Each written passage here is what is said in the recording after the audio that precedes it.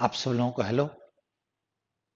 Set 16 के explanation को हम लोग देखते हैं। ठीक है, उसके पहले आप आंसर जरा मैच कर लो। इंपॉर्टेंट चीज ये है कि आपने कितना सही किया है। वीडियो को पॉज कर सकते हो थोड़ी देर के लिए। अगर लगता है उसके बाद आप मैच करने के बाद आप लोग आंसर। चलिए अब हम लोग एक्सप्लेनेशन को देखते हैं। यहां जैसे क्वेश्चन लिखा हुआ है, इसमें group of words are suggested, इसके जगह पे एक मीनिंग सजेस्ट कर रहा है और उसने ऐसे ऐसे वर्ड्स दिए हैं जो हो सकता है कि आपके लिए, आपको, जैसे रेकिंग इन द मुल्ला, आज तक मेरे को रेकिंग रेक इन का मिला था, बाकी और कुछ नहीं। मैं ये फ्रेज मेरे को नहीं मिला। क्रैक हो सकता है। इन द शेड का मीनिंग जो आप जानते हो वो नहीं है। अब नेगोशिएट का क्या मीनिंग आएगा? ये सेंटेंस बेस्ड सिनोनिम एंटोनिम था, जहां पे आपसे पहले के नॉलेज की जरूरत नहीं है। सेंटेंस, इस पैराग्राफ के अंडरस्टैंडिंग पे आपको उसको आंसर निकालना है। अब हम लोग पैराग्राफ को जरा अंडरस्टैंड करते हैं, समझने की कोशिश करते हैं। Its presence is as dash, आप ब्लैंक स्पेस से बोलो, एज स्कूल्स एंड कॉलेजेस। जैसे स्कूल एंड कॉलेज का प्रेजेंस होता है वैसा ही इसका भी है। अब ये क्या है आगे बताएगा। इसका भी प्रेजेंस उतना ही है। अब अगर देखो, एज मच नीडेड एज, उतना ही जरूरत है जितना, या इक्वली एक्सेप्टेबल, उसको भी हम एक्सेप्टेबल कर सकते हैं, तो ये तो एकदम गड़बड़ है। अनएम्बिगुअस, अस्पष्ट, अब प्रेजेंस के लिए अस्पष्ट को हम नहीं बोल सकते क्योंकि एम्बिगुअस मीनिंग के लिए लगता है। सो स्कूल और कॉलेज के लिए यूनिक नहीं लगा सकते। सो जितना स्कूल और कॉलेज का प्रेजेंस है उतना ही इसका ये है। मतलब ये कि ये जितना स्कूल और कॉलेज हर जगह पाया जाता है वैसा ही ये भी पाया जाता है। क्यों मैंने ये नहीं लिया है वो आगे के सेंटेंस में आपको समझ में आएगा। जैसे देखो, it has almost become impossible, अभी तक ये लग रहा है needed, to negotiate academic life. अब एकेडमिक लाइफ को नेगोशिएट करना है, दैट इज तुम क्या करोगे। अब नेगोशिएट का जो नॉर्मल वर्ड मीनिंग होता है वो बार्गेन होता है। बार्गेन होता है, हम लोग आपस में संधि कर रहे हैं, तालमेल कर रहे हैं। लेकिन यहां पे नेगोशिएट का, सिवाय इसके कि कोप विथ, मतलब उसको, उसके साथ निपटना, उसके साथ अपने आप को एडजस्ट करना, उसके साथ अपने आप को चलाना। देख लीजिए, it has almost become impossible to negotiate academic life at every stage, from gaining admission to a reputed school's nursery, to cracking a, a competitive examination. Cracking का मीनिंग पहले आराम से हो जाएगा। क्रैक का मतलब क्या? सक्सीडिंग ना, और क्या? जरा आप सोचो तो। क्रैक का किसी एग्जामिनेशन में सफल होना। आपके दिमाग में आ सकता है कि सक्सीडिंग के साथ इन लगता है, बट यहां पे वो ये यूज नहीं दे रहा है। क्रैक का नॉर्मल मीनिंग तोड़ना, क्रैक का पजल के हिसाब से सॉल्व करना, वो सब है। बट कॉम्पिटिटिव एग्जामिनेशन को क्रैक करने का मतलब उसमें सफल होना। ये इस प्रीपोजिशन को लेके मत परेशान होइएगा कि प्रीपोजिशन लगता है, आपको उसका मीनिंग देखना है। So succeeding in the examination, academic life को नेगोशिएट करना भी बचा हुआ है, without its help. So negotiating academic life without its help. एक चीज और बताओ कि मैंने बहुत बार बताया है आपको कि जब दो इन्वर्टेड कॉमा हो तो इन्वर्टेड, सॉरी, हाइफन, तो हाइफन के पहले का पार्ट हाइफन के बाद वाले पार्ट से जुड़ा रहता है। तो कुल मिला के सेंटेंस का मीनिंग ये है, it has almost become impossible to negotiate academic life without its help. अब जरा नेगोशिएट का जरा मतलब देखिए तो, कि नेगोशिएट एकेडमिक लाइफ का मतलब क्या है। कॉन्ट्रैक्ट, एकेडमिक लाइफ में अपने आप को एडजस्ट करना, एक सफलता के पॉइंट ऑफ व्यू से। सो हमारा कोप विथ चला जाएगा। कोप विथ का मतलब होता है अपने आप को सक्सेसफुली कहीं एडजस्ट करना। India's education shadow education business और प्रोफेशनल ट्यूटर्स कोचिंग सेंटर्स, अब बात कर रहा हूं उनका शैडो एजुकेशन बिजनेस का, and training institutes can put many main stream industries, जो बड़े बड़े उद्योग हैं, इंडस्ट्रीज हैं, उनको भी इन द शेड, जरा सोचो तो कि उनको भी ये इन द शेड डाल सकता है। इन द शेड का मतलब यहां पे क्या, arm twist, point of finger, या उनसे आगे निकल सकता है when it comes to earning money, जब बात पैसा कमाने की हो तो ये बिजनेस भी, ये जो है वो इंडिया के बड़े बड़े बिजनेस से भी आगे निकल सकता है। Can put them when it earns, when it comes to its earning. और अर्निंग का जरा देख लो, क्योंकि रेकिंग इन द मुल्ला का कोई मतलब नहीं बनता है। Making money, done. चलिए अब नेक्स्ट, आप इस क्वेश्चन को देखो, और मैं, आप में से बहुत सारे लोग ये कमेंट कर रहे हो, और ध्यान देना कि आप जब कमेंट करते हो तो डजंट मीन मैं आपके अटेम्प्ट्स को देखता रहता हूं, और अगर वो ठीक ठाक है तो जरूरी नहीं है कि मैं सारे कमेंट को रिप्लाई कर पाऊं अभी, ठीक है।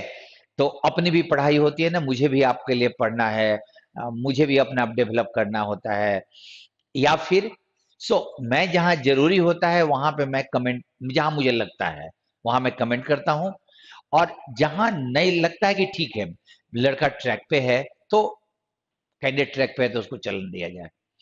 आप में से अधिकतर लोगों ने एक चीज हमेशा बोला है कि सेंटेंस अरेंजमेंट में परेशानी होती है, और मैं ये बोल रहा हूं कि सेंटेंस अरेंजमेंट का मेजर फैक्टर है कि किस अप्रोच से आप उसको बनाते हो, किस अप्रोच से, वो अप्रोच आपको ध्यान देने का है। अभी जैसे देखो, मैंने पढ़ना शुरू किया, तुम्हारे right from very beginning approach तुम्हारा वर्कआउट करना चाहिए शुरुआत से ही। जब आप क्वेश्चन नंबर 1 ही पढ़ रहे हो तो अप्रोच शुरू हो जाना चाहिए।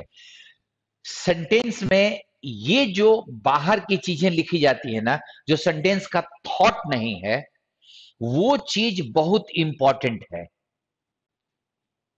देखिएगा, ये चीजें ये थॉट में नहीं आती, ये बता रहा है कि इसके पहले कोई एक ट्रेंड दिया हुआ है, कोई एक ट्रेंड है, कोई परंपरा है टाइप का। मोर ओवर का मतलब होता है कि इसके अलावे, पीछे में जो हमने लिखा है उसके अलावे आगे की चीज की जो बात कर रहा है, तो ये जब पढ़ोगे ना तो तुमको आइडिया लगेगा कि इसके पीछे में इसी मोड में और क्या लिखा है। अगर ये लिखा हुआ having identified these as the reason, हमने हैविंग आइडेंटिफाइड का मतलब पास्ट का टाइप हो गया, क्योंकि प्रेजेंट परफेक्ट का ही ये परफेक्ट पार्टिसिपल है, तो ये पास्ट को इंडिकेट कर रहा है। जब हमने आइडेंटिफाई कर लिया, आइडेंटिफाई करने के बाद हैविंग प्लस V3, याद रखिएगा, having plus V3 actually after V4 का ही फॉर्म है। हैविंग इटन को लिख सकते हो after eating. So after identifying this as the reason why employees leave PSEs, public sector enterprises, क्यों आइडेंटिफाई, क्यों क्यों वो छोड़ते हैं, उस जॉब को छोड़ते हैं, उसके रीजंस को हमने पहचान लिया, तो वन थिंग इज क्लियर कि डी के पहले वो सारे रीजंस आएंगे जिसके चलते वो नौकरियां छोड़ते हैं। वन रीजन इज दैट, अब आराम से क्लियर है कि तुम्हारा ई आएगा, उसके बाद ही डी कहीं आना है, और ये वन रीजन है, और यहां पे लिखा हुआ है रीजन्स, तो एक और कारण भी हो सकता है, कारण होगा ही होगा। Employees in specialist role have become increase difficult to retain. अब जरा देखो, तो तुम अगर ध्यान दो तो तुम्हारे ई के बाद तुम्हारा ए तो आएगा ही आएगा, क्योंकि इसके अलावे तुम इसको उसको पढ़ के देखो, ए को, salaries in public sector enterprises are not as competitive as those offered by private or foreign corporates। जो प्राइवेट कॉर्पोरेट्स जो सैलरी देते हैं वो उतना, मतलब वो उसकी तुलना में जो पीएससी हैं उनके लोगों की सैलरी उतनी अच्छी नहीं होती। तो ये 3 तुम्हारा आ ही गया। अब इस और देखो, आप ध्यान देना, मैं ये नहीं बोल रहा हूं कि इसमें से पहला सेंटेंस कौन सा है। पहला आपको मिल गया होगा, जरा आप सोचिएगा। तुम्हारा पहला था सी, तुमने पहला सी ले लिया। अब इसको उसके साथ चिपकाना नहीं है। अभी तुम्हारे पास दो सेंटेंस और हैं। एक है तुम्हारा एफ और एक है तुम्हारा बी। बी में लिखा हुआ है दिस ट्रेंड, ये जो ट्रेंड है, should be a wake up call for stakeholders to examine why employees are seeking better opportunity with private companies. क्यों एम्प्लॉयज अपने आप को खोज रहे हैं, बेटर अपॉर्चुनिटीज खोज रहे हैं। तो वो तो इसके one reason is that, second reason is that, हमको तो व्हाई का जवाब चाहिए ना। तो तुम्हारा बी नंबर तो यहां आएगा ही आएगा। तुम्हारे ई ए डी के पहले बी तो आना ही आना है। अब खाली तुम एफ को देखो, employees in specialist roles specially has become difficult to increasingly difficult. जो स्पेशलिस्ट इंप्लॉयज है उनको रिटेन करना और मुश्किल हो गया है। और वो तुम्हारा सीधा सी से कनेक्शन हो रहा है, क्योंकि रिटेनिंग की स्टाफ को रिटेन करना मुश्किल हो गया है। सो तुम्हारा एफ यहां आएगा और तुम्हारा कॉम्बिनेशन बन गया। ये तुमको अरेंज करना है और उस अरेंजमेंट में तुम्हारे क्लू वर्ड्स हैं। और तुम्हारे दिमाग में जैसे आप लोग बनाते हो तो एक मोटा मोटी कैसा होता है, फर्स्ट सेंटेंस कौन सा है, नॉर्मली वो मिल जाता है। उसके बाद आप सोचते हो सेकंड कौन सा है, थर्ड कौन सा है, और यहां आपका कंफ्यूजन आना शुरू हो जाता है, क्योंकि सेकंड के लिए तो 5 कंटेंडर है ना, और सबका टॉपिक अगर सेम है तो सेकंड मिस करना बट नेचुरल है, यानी मिस कर जाएगा। इसीलिए मैं जैसे बनाया, मेरा पहला ये 4 बना, सी मेरा था, एफ को उसके बाद बैठाना था। अब ये 4 को हमने एक साथ बैठाया तो एक चीज क्लियर है कि एफ बीच में कहीं नहीं आएगा, एफ अकेला रहेगा किनारे। वो चाहे इस ग्रुप के बाद आए, इस ग्रुप के पहले आए, और वो तुम थॉट से अगर कैलकुलेट करोगे, ये प्लेसमेंट है। जैसे हम लोग बचपन में पजल बैठाते थे, वो आकार वाला, इधर का उधर, उधर का इधर, जिसका कोना ज्यादा क्लियर दिखाई पड़ता था उसको हम लोग पहले उठाते थे। वैसे ही करो, प्रैक्टिस करते रहो। मैं सेंटेंस अरेंजमेंट हर पेपर में देने दे रहा हूं, क्योंकि ये अपने आप में एक परेशानी का चीज है। सॉरी।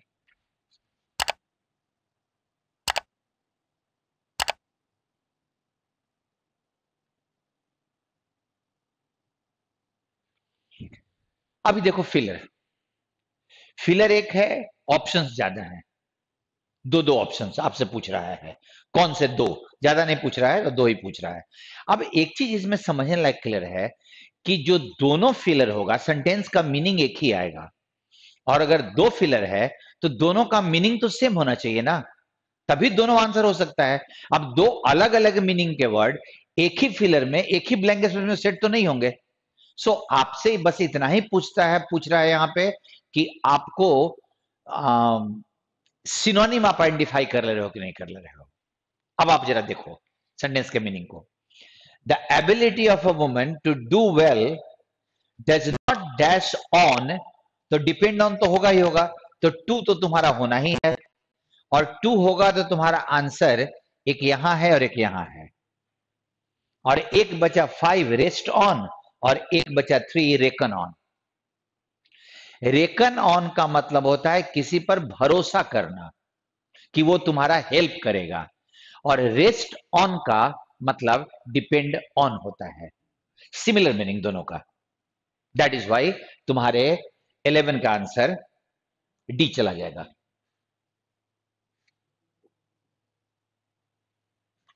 सेम वे, एक मिल जाए तो पहले ऑप्शन एलिमिनेट कर दो। Drugs worth ₹3 lakh were dash from the apartment, जब्त किए गए, सीज होगा ही होगा। और अगर 3 होना है तो 2 में 3 है, 3 में 3 है, यहां दोनों नहीं है। अब आपके पास 4 5 और 2, 2 4 5, 2 रप्चर आप नहीं जानते हो, 4 नंबर में कन्फिस्केटेड में भी नहीं जानते हो, 5 नंबर में बॉट, अब बॉट कैंसिल हुआ तो ये दोनों में से एक लेना है। और सीज का अगर आपने पढ़ा, वो वर्ड मीनिंग तो चेक कर ही रहा है।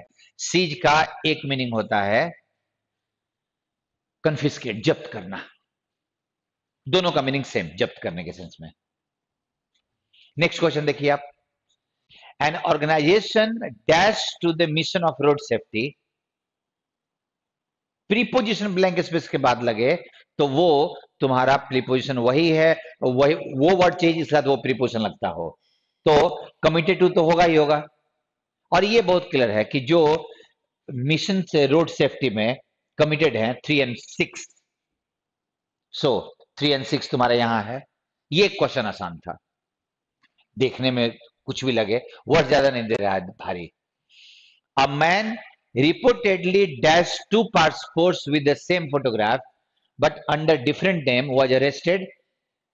एक आदमी जिसके पास 2 पासपोर्ट थे, सेम फोटोग्राफ और अलग अलग नाम के साथ था ना, उसके पास था। सो होल्डिंग तो जाएगा ही जाएगा, 5 नंबर होना ही है, और 5 नंबर में एक पजेसिंग तो होना ही होना है। सो 1 और 5 तुम्हारा आराम से बन रहा है। देखने में भारी लग रहा होगा बट है तो आसान ही है, आप लोग बनाओ।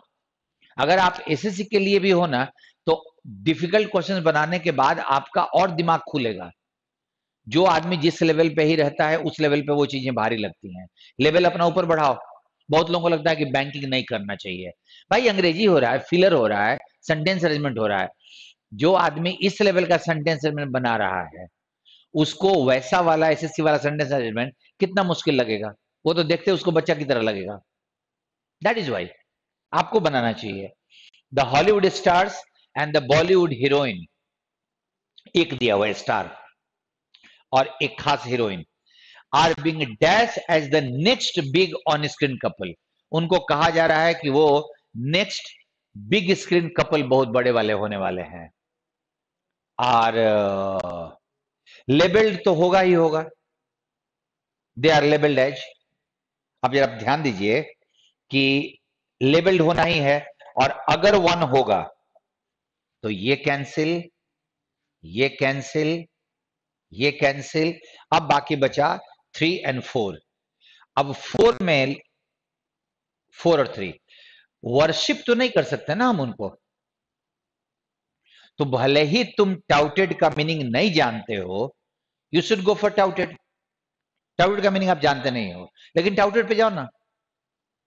वर्शिप नहीं जाएगा, एलिमिनेशन। मैं बार बार बोलता हूं कि इंग्लिश का तरीका एलिमिनेशन का ही होता है। नेक्स्ट ग्रुप क्वेश्चन का आपसे बोल रहा है कि जो बोल्ड है उसमें कॉमन एरर होगा। आसान है, बोल्ड नहीं रहता तो किसी वर्ड में भी हो जाता। अब इनमें इज एक्सपेक्टिंग टू या इज एक्सपेक्टेड टू, जरा देख लो ना, ये बहुत ज्यादा टफ नहीं है, पैसिव में बनेगा ना, उसमें कन्वर्जेंस और इसको टारगेट नहीं करना है। यहां पे थोड़ा सा मुश्किल है। रिसर्चर्स एट को लेके मत टारगेट करो, रिसर्चर्स में कोई गलती नहीं है। At Indian Institute of Science Bangalore, at तो सही है, are mapping India's solar hot spots where round the year, round the year का मतलब पूरे साल, sunlight makes it viable of companies to set up, और आगे में कोई एरर नहीं है। अब आपके पास अगर एरर अगर हो सकता है तो अब जरा सोचो कि दे आर मैपिंग, वो तो तुम्हारा बन रही ना, मैपिंग का मतलब थोड़ी पूछ रहा है, ग्रामर पूछ रहा है ना, यहां ग्रामर पूछ रहा है, यहां पे वर्ड मीनिंग नहीं पूछ रहा है। सो ग्रामेटिकली वो ये चीज कर रहे हैं। अब आपके पास इस क्वेश्चन में या तो सेंटेंस में नो एरर था अगर आप जब बना रहे थे, या एक प्रीपोजिशन था। It is viable for me, practicable for somebody, जिसको आसानी से कार्यान्वित किया जा सके। अब भले ही आप प्रीपोजिशन नहीं जानते हो, बट इन अ वे आपका मीनिंग वो आ रहा है। अब देख लो कि अगर आपको इसको आपने छोड़ा था, ड्रॉप किया था, या आपने रिस्क लिया था, या फिर आपको पता था। यही तीन हो सकता है। तीसरा, दो their qualifications span a diverse range. अब जरा देखो तो ए लगा हुआ है रेंज के चलते, डाइवर्स मतलब बहुत अलग अलग तरह का रेंज है। There is an equal number of graduates and those who have just completed school. अभी एक कंजंक्शन लगा था, इस एक कंजंक्शन के साथ एक वर्ब यहां, दूसरा वर्ब यहां, तो फिर आपको मेकिंग के जगह पे मेक्स करना संभव नहीं है, क्योंकि आगे में कोई कंजंक्शन नहीं है। दो कंजंक्शन है तो आपका दो ही वर्ब होना चाहिए था। सो मेक्स के जगह पे मेकिंग नहीं, मेकिंग के जगह पे मेक्स नहीं किया जा सकता। जो आप में से कुछ लोगों का मेरा चांस है, मेरा अनुमान है कि आपने ऐसा लिया होगा। सो मेकिंग आप, कोई एरर नहीं था इस सेंटेंस में। एंड आपने क्या दिया था, आप मेरे को बताना। एज इफ, पहला इसने बोल्ड किया, the most dangerous moment for any dictatorship is, सबसे डेंजरस मोमेंट होता है किसी भी डिक्टेटरशिप के लिए when it starts to reform. जब वो रिफॉर्म को स्टार्ट करता है तो फिर आपका यहां तक तो कोई एरर नहीं लग रहा है। North Korea looks ready to turn that tourism on its head. अब इसमें अगर देखना है तो इट्स तो नॉर्थ कोरिया के लगा हुआ है, वो सही है। अब ऑन इट्स हेड में भी कि ऑन में गलती हो, जब आप बना रहे थे तब की मैं बात कर रहा हूं, या एज इफ। तो अगर ये क्वेश्चन आप ड्रॉप भी कर सकते थे, एज इफ का इस्तेमाल करते हो जब आप कोई कल्पना करते हो, ऐसा लगता है जैसे मानो कोई काल्पनिक सेंटेंस बोलते हो। यहां पे एज इफ नहीं होना चाहिए था, यहां पे कंजंक्शन के तौर पे एज होना चाहिए था। That means when, when. So as का मतलब इन द कंडीशन भी होता है। As I was ill because, because के सेंस में। सो बिकॉज भी हो सकता है, व्हेन भी हो सकता है। एज इफ कल काल्पनिक सेंटेंस होता है, एज इफ के बाद वाला, इसीलिए वो काल्पनिक सेंटेंस नहीं जाएगा। नेक्स्ट,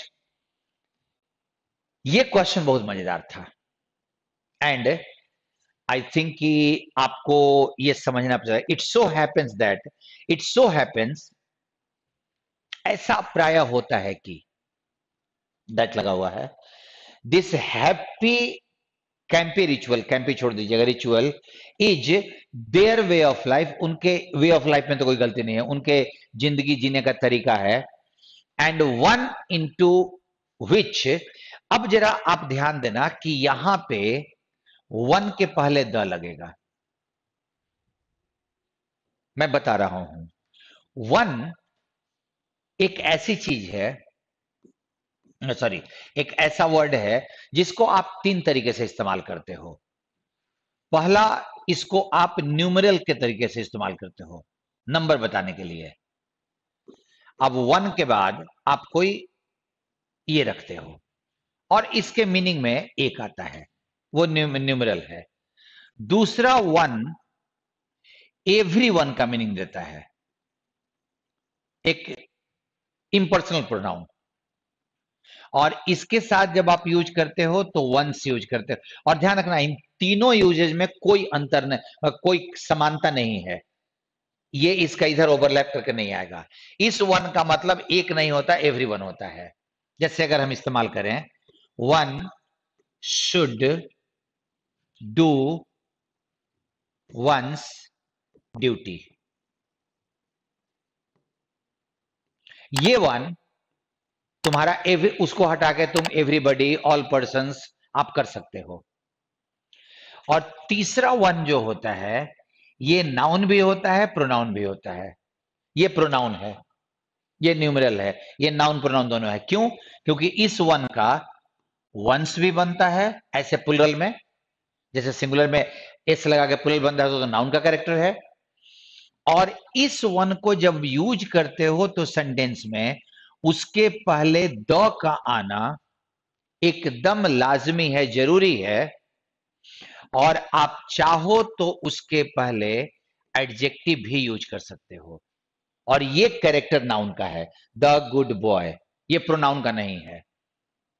इसके बाद हमेशा एक नाउन आएगा, ये हमेशा अकेला आएगा, और इसका कैरेक्टर ऐसा होता है। और ये प्रोनाउन इस मामले में है क्योंकि वो वाक्य में अपने पहले आए हुए किसी बदल सेंटेंस के किसी वर्ड के बदले में यूज किया जाता है। जैसे आई हैव 5 पेन्स, मेरे पास 5 पेन हैं, बट द रेड वन, आप वन को हटा के पेन लिख लो। तो अगर आप the red one is my favourite अगर मैं लिखूं, तो आपका जो वन आया वो तो पीछे में किसी पेन के लिए आया था, तो ये प्रोनाउन हो गया, नाउन को हटा के आपने यूज किया। तो आपने ये कैरेक्टर बनाया तो ये नाउन का कैरेक्टर है, और इस वाले वन के पहले द का आना तो कंपलसरी है। अब जरा आप सोचिए कि यहां क्या लिखा हुआ है, this ritual is their way of life and the ritual into which they do not particularly welcome any intrusion. एक ऐसा रिचुअल है जिसमें वो किसी तरह का घुसपैठ नहीं चाहते, इसीलिए इस वन के पहले द का लगना जरूरी है। हम एडजेक्टिव नहीं यूज करना है कुछ, लेकिन द तो लगेगा, अकेला ये वन नहीं आता। सो आपने एक्सप्लेनेशन देखा, आपने ये देखा कि कैसे यूज होता है, एंड आई होप कि आपको एक्सप्लेनेशन क्लियर लगा होगा। आप लोग बताते रहो मेरे को, क्योंकि बैंकिंग के पार्ट को ना मैं देख रहा हूं कि एज कंपेयर टू एसएससी कम लोग वॉच करते हैं। मैं वैसे ही कम पॉपुलर हूं, कम लोग ही व्यू में हैं, लेकिन जो लोग हैं वो सीरियसली देख रहे हैं और सीरियसली अटेम्प्ट कर रहे हैं, बना रहे हैं, और ग्रोथ भी अपना वॉच करो हो रहा होगा। तो जब कम लोग मेंबर होते हैं ना, तो उनका आपस में बात करना थोड़ा जरूरी होता है। सी यू देन, थैंक यू सबको, बाय।